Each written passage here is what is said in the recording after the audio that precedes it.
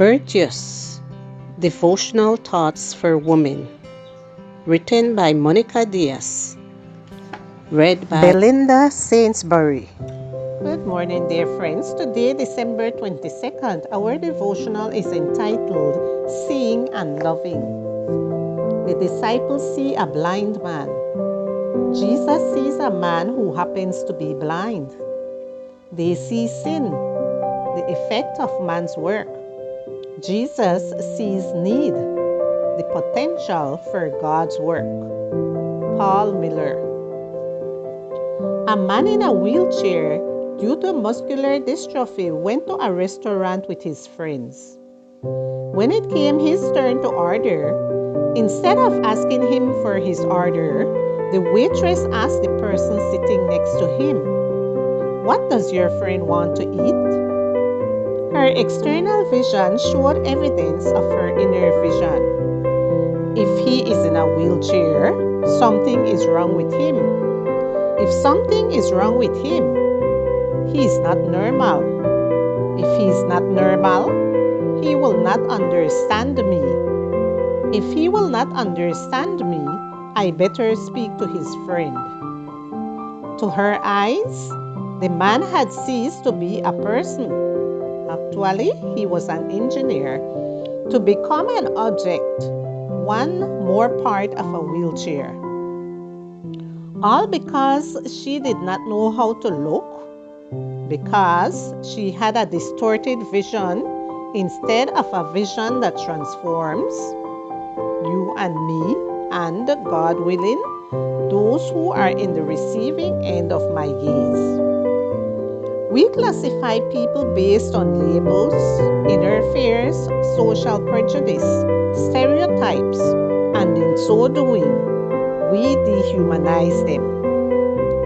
Why would we treat the receptionist of the company where we work the same way we treat the president? It's mind-boggling, isn't it? That's why we dehumanize them both and turn them into mere professional job titles, not two people of flesh and bone. Based on their position, we treat them one way or the other. You know, something is wrong in our perception of humanity, and we need to fix it urgently. A mindset, a worldview, is not changed overnight. It's difficult to learn to view others so as not to be objectified, but rather humanize them.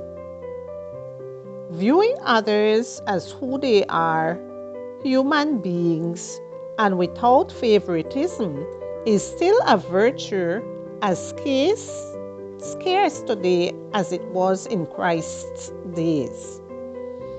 I refer to Christ's days because in Christ we do have an example to imitate.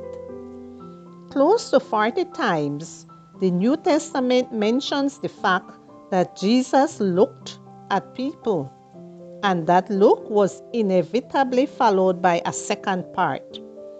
Jesus was moved to compassion for them, and a third, he worked to benefit them.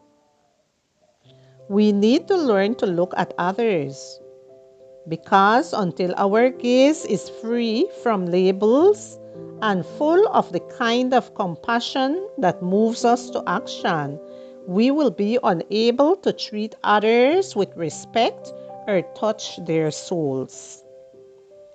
Jesus looked straight at him with love.